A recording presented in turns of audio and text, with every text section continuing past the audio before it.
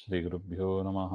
ನಾರಾಯಣಾಯ ಪರಿಪೂರ್ಣಗುಣಾರ್ಣವಾಯ ವಿಶ್ವೋದಯಸ್ಥಿತಿಲಯೋ ನಿಯತಿಪ್ರದಾಯ ಜ್ಞಾನಪ್ರದಾಯ ವಿಬುಧಾಸುರಸೌಖ್ಯದುಃಖ ಸತ್ಕಾರಣಾಯ ವಿತತಾಯ ನಮೋ ನಮಸ್ತೆ. ನಾರಾಯಣಂ ಸುರಗುರುಂ ಜಗದೇಕನಾಥಂ ಭಕ್ತಪ್ರಿಯಂ ಸಕಲಲೋಕನಮಸ್ಕೃತಂಚ ತ್ರೈಗುಣ್ಯವರ್ಜಿತಮಜಂ ವಿಭುಮಾದ್ಯಮೀಶಂ ವಂದೇ ಭವಘ್ನಮರಾಸುರಸಿದ್ಧವದ್ಯಂ. ನಾರಾಯಣಂ ನಮಸ್ಕೃತ್ಯ ನರಂ ಚೈವ ನರೋತ್ತಮಂ ದೇವೀಂ ಸರಸ್ವತೀಂ ವ್ಯಾಸಂ ತತೋ ಜಯಮುದೀರಯೇತ್. ಕೃಷ್ಣಾಯ ವಾಸುದೇವಾಯ ಹರಯೇ ಪರಮಾತ್ಮನೆ ಪ್ರಣತಃ ಕ್ಲೇಶನಾಶಾಯ ಗೋವಿಂದಾಯ ನಮೋ ನಮಃ. ಶ್ರೀ ಗುರುಭ್ಯೋ ನಮಃ.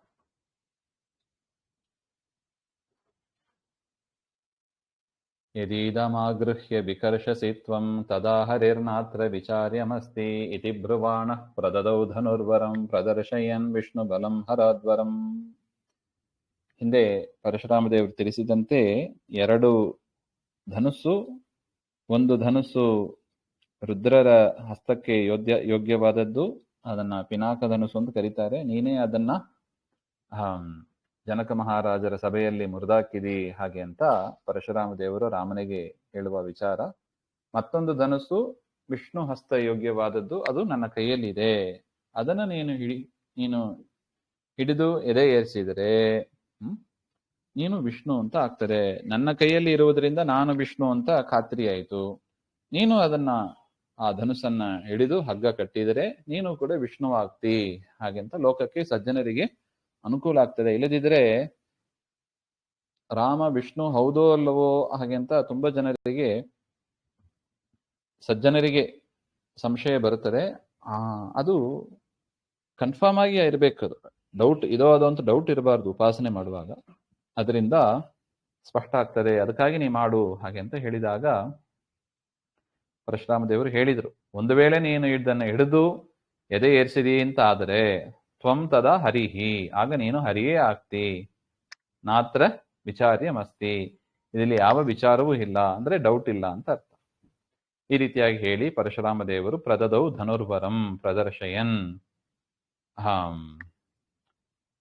ಆ ಶ್ರೇಷ್ಠವಾದ ಶಾರ್ಂಗ ಧನುಸ್ಸು ಅದನ್ನ ರಾಮದೇವರ ಹತ್ರ ಕೊಡ್ತಾರೆ. ಇದರಿಂದ ಪರಶುರಾಮ ದೇವರು ವಿಷ್ಣು ಮತ್ತು ಶಿವ ಅವರ ಮಧ್ಯದಲ್ಲಿ ಯುದ್ಧ ಆಗಿ ವಿಷ್ಣುವೇ ಸರ್ವೋತ್ತಮ ಹಾಗೆಂಬ ಅದನ್ನ ಸ್ಪಷ್ಟಪಡಿಸಿದರು. ತದನಂತರ ತಾನು ಕೂಡ ವಿಷ್ಣು ಅವತಾರ ಅಂತ ವಿಷ್ಣುವಿನ ಅವತಾರ ಅಂತ ಸ್ಪಷ್ಟಪಡಿಸಿದ್ದಾರೆ. ಈ ಎರಡು ವಿಚಾರಗಳು ಸ್ಪಷ್ಟವಾಯಿತು ಅಂತಾರೆ. ಇನ್ನು ತದನಂತರ ಏನಾಯ್ತು? ಪ್ರಗೃಹ್ಯದ ಚಾಪವರಂ ಸರಾಗವಶ್ಚಕಾರ ಸಜ್ಜಂ ನಿಮಿಷೇನ ಲೀಲಯ ಚಕರ್ಷ ಸಂಧಾಯ ಶರಂ ಚ ಪಶ್ಯತಃ ಸಮಸ್ತ ಲೋಕಸ್ಯ ಚ ಸಂಶಯಂ ನುದನ್. ಒಂದು ಕ್ಷಣದಲ್ಲಿ ಪರಮಾತ್ಮ ರಾಮಚಂದ್ರ ಆ ಧನುಸ್ಸನ್ನ ಹಿಡಿದು ಸಜ್ಜಂ ಅಂದ್ರೆ ಅದೇ ಹಗ್ಗ, ಅದನ್ನ ಕಟ್ಟಿ ಸಂಧಾಯ ಶರಂ, ಒಂದು ಕ್ಷಣದಲ್ಲಿ ಬಾಣವನ್ನು ಹೂಡಿದರು, ಅಂದ್ರೆ ಬಾಣವನ್ನ ಆ ಬಿಲ್ಲಲ್ಲಿ ಇಟ್ರು ಹಾಗೆ ಅಂತ ಅರ್ಥ. ಇದು ನೋಡ್ತಾ ಪಶ್ಯತಃ ಸಮಸ್ತ ಲೋಕಸ್ಯ, ಎಲ್ಲಾ ಲೋಕದ ಜನರು ನೋಡ್ತಾ ಇದ್ದಾರೆ. ಈ ರೀತಿಯಾಗಿ ಪರಮಾತ್ಮ ಮಾಡಿದ್ದರಿಂದ ಅವರ ಸಂಶಯ ಎಲ್ಲ ಪರಿಹಾರ ಆಯಿತು. ಏನಂತ? ಸಾಕ್ಷಾತ್ ವಿಷ್ಣುವಿನ ಅವತಾರವೇ ರಾಮಚಂದ್ರ ದೇವರು, ಯಾರೋ ಸಾಮಾನ್ಯ ಮನುಷ್ಯರು ಅಂತ ತಿಳಿಬೇಡಿ ಹಾಗೆ ಅಂತ ಸ್ಪಷ್ಟ ಆಯಿತು ಅಂತ ಹೇಳ್ತಾರೆ. ಪ್ರದರ್ಶಿತೆ ವಿಷ್ಣು ಬಲೆ ಸಮಸ್ತತೋ ಹರಾಚ ನಿಸ್ಸಂಖ್ಯತಯ ಮಹಾಧಿಕೆ ಜಗಾದ ಮೇಘೌಘ ಗಭೀರಯ ಗಿರ ಸರಾಘವಂ ಭಾರ್ಗವಾದಿಪುರುಷಃ. ಪ್ರದರ್ಶಿತೆ ವಿಷ್ಣು ಬಲೆ ಸಮಸ್ತತಃ ಹರಾಚ ನಿಸ್ಸಂಖ್ಯತೆಯ ಮಹಾಧಿಕೆ. ಆ ಪಿನಾಕ ಧನುಸ್ಸಿಗಿಂತ ಕೋಟಿ ಪಟ್ಟು ಬಲ ಅಧಿಕವಾಗಿರತಕ್ಕದ್ದು ಶಾರ್ಂಗ ಧನುಸ್ಸು ಅಂತ ಶಾರ್ಗ ಧನುಸ್ಸನ್ನ ಎತ್ತಿದ್ದರಿಂದ ಏನಂತ ಸ್ಪಷ್ಟ ಆಯಿತು? ರಾಮದೇವರು ಶಿವನಿಗಿಂತಲೂ ದೊಡ್ಡವರು ಹಾಗೆಂಬ ಅದು ಸ್ಪಷ್ಟ ಆಯಿತು. ವಿಷ್ಣುವಿನ ಅವತಾರ ಅಂತ ಸ್ಪಷ್ಟ ಆಯಿತು. ಅಂತ ವಿಚಾರವನ್ನ ನೋಡಿ ಪರಶುರಾಮ ದೇವರು ಮೇಘೌಘ ಗಭೀರಯಾಗಿರ, ಮೋಡದಂತ ಧ್ವನಿ ಅಂತ ಜೋರಾದ ಧ್ವನಿಯನ್ನ ಮಾಡಿ ಸರಾಗವಂ ರಾಮದೇವರನ್ನ ಕುರಿತು ಆದಿಪುರುಷನಾದ ಪರಶುರಾಮ ದೇವರು ಹೇಳಿದರು. ಹೇಗೆ ಏನಂತ ಹೇಳಿದರು? ಅಲಂಬಲಂ ತೇ ಜಗತೋಖಿಲಾಧ್ವರಂ ಪರೋಸಿ ನಾರಾಯಣ ಏವ ನಾನ್ಯತಾ ವಿಸರ್ಜಯಸ್ವೇಹ ಶರಂ ತಪೋಮಯೇ ಮಹಾಸುರೇ ಲೋಕಮಯೇ ವರಾದ್ವಿಭೋಃ. ಅಲಂಬಲಂ ತೇ ಜಗತಃ ಅಖಿಲಾತ್ವರಂ. ರಾಮ, ನಿನ್ನ ಬಲ ಎಲ್ಲರಿಗಿಂತಲೂ ಅಧಿಕವಾದ ಒಂದು ಬಲ ನಿನ್ನಲ್ಲಿ ಇದೆ ಅಂತ ಸ್ಪಷ್ಟ ಆಯಿತು. ಯಾಕೆ? ಆ ರುದ್ರದೇವರ ಬಲವನ್ನೇ ಯಾರು ಅಲುಗಾಡಿಸ್ಲಿಕ್ಕಾಗಿಲ್ಲ. ನಾವು ಹಿಂದೆನೆ ನೋಡಿದ್ದೀವಿ, ಯಾರು ಅಲುಗಾಡಿಸ್ಲಿಕ್ಕೂ ಆಗಿಲ್ಲ. ಅದನ್ನ ರಾಮ ಅನಾಯಾಸವಾಗಿ ಎತ್ತಿ ಮುರಿದಾಕಿದ್ರು ಹಾಗೆ ಅಂತ. ಅಂತ ಧನುಸ್ಸಿಗಿಂತ ಕೋಟಿ ಪಟ್ಟು ಅಧಿಕವಾದ ಭಾರ ಇರತಕ್ಕ ಈ ಒಂದು ಗುಣ ಇರತಕ್ಕ ಈ ಒಂದು ಧನುಸನ್ನ ಎತ್ತಿದ್ದಾರೆ. ಹಾಗೆಂದ್ರೆ ಜಗತ್ತಿನಲ್ಲಿ ಯಾರಿಗೆ ತಾನೇ ಅಂತ ಬಲ ಇರ್ಲಿಕ್ಕೆ ಸಾಧ್ಯ? ಅದರಿಂದ ಯಾರಲ್ಲೂ ಇಲ್ಲದೇ ಇರುವ ಬಲ ನಿನ್ನಲ್ಲಿ ಇದೆ ಹಾಗೆ ಅಂತ ಪರಶುರಾಮ ದೇವರು ಅದನ್ನ ಜೋರಾಗಿ ಎಲ್ಲರಿಗೂ ಅರ್ಥ ಆಗುವಂತೆ ಹೇಳಿದ್ರು ಹಾಗೆ ಅಂತ. ಪರೋಸಿ ನಾರಾಯಣ ಏವನಾನ್ಯಥ. ರಾಮ, ನೀನು ಸಾಕ್ಷಾತ್ ನಾರಾಯಣನೇ ಹಾಗೆಂಬ ಅದು ಕೂಡ ಪರೋಸಿ ಸರ್ವೋತ್ತಮನಾದ ನಾರಾಯಣನೇ ನೀನು, ಬೇರೆ ಯಾರು ಅಲ್ಲ. ಮನುಷ್ಯರು ಇತ್ಯಾದಿ ಯಾರಂತೂ ಕೂಡ ದೇವರನ್ನು ತಿಳಿಬೇಡಿ. ಮನುಷ್ಯರ ಆಕಾರದಲ್ಲಿ ಇದ್ದಾರೆ ಹೊರತು ಅವರು ಮನುಷ್ಯರಲ್ಲ. ಮನುಷ್ಯರಲ್ಲ ಅಂದ್ರೆ ಅದೇ ಮನುಷ್ಯರ ಕ್ಯಾಟಗರಿ ಅಂದ್ರೆ 32ನೇ ಕ್ಯಾಟಗರಿ, ಅಥವಾ ಮನುಷ್ಯ ಮಧ್ಯಮರು, ಮನುಷ್ಯ ಅಧಮರು, ಆ ರೀತಿಯಾಗಿ ಯಾವುದಿಲ್ಲ. ಮನುಷ್ಯ ಆಕಾರದಲ್ಲಿ ಇದ್ದರೂ ಕೂಡ ಪರಮಾತ್ಮ ಮೊದಲನೇ ಕಕ್ಷೆಯವನೇ, ಸರ್ವೋತ್ತಮನೇ ಹಾಗೆಂಬ ಅದು ಸ್ಪಷ್ಟ ಆಯಿತು ಅಂತ ಹೇಳಿ ಪರಶುರಾಮ ದೇವರು ಮತ್ತೊಂದು ಮಾತು ಹೇಳ್ತಾರೆ.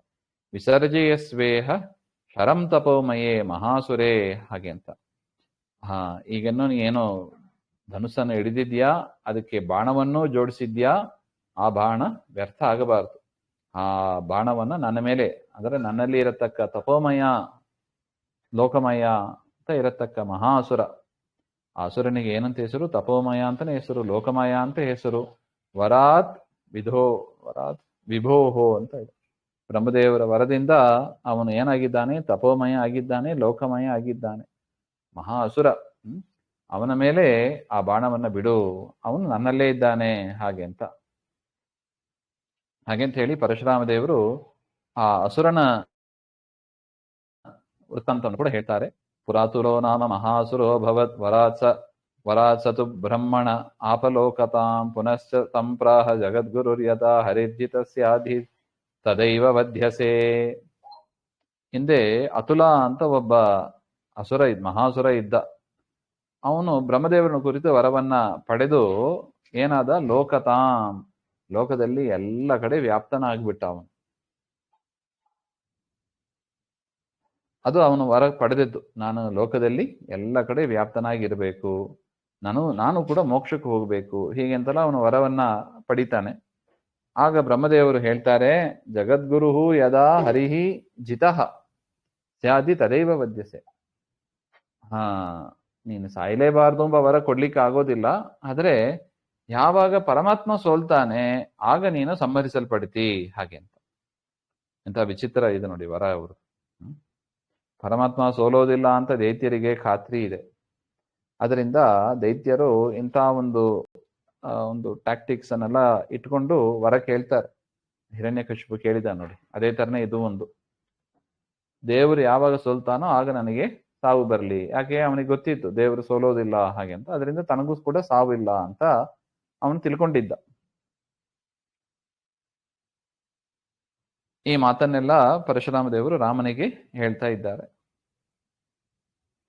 ಅದರಿಂದ ಅಂತ ತಪೋಮಯ ಎನ್ನತಕ್ಕ ಅಸುರ ಅವನು ಪರಶುರಾಮ ದೇವರ ಹೊಕ್ಕಳಿನಲ್ಲಿ ಆಶ್ರಯವನ್ನ ಪಡ್ಕೊಂಡಿದ್ದಾನೆ. ಅಂತವನನ್ನ ಸಂಹಾರ ಮಾಡುವಂತ ಪರಶುರಾಮ ದೇವರು ಪ್ರಾರ್ಥನೆ ಮಾಡಿದಾಗ ರಾಮದೇವರು ಅವನನ್ನ ಸಂಹಾರ ಮಾಡ್ತಾರೆ.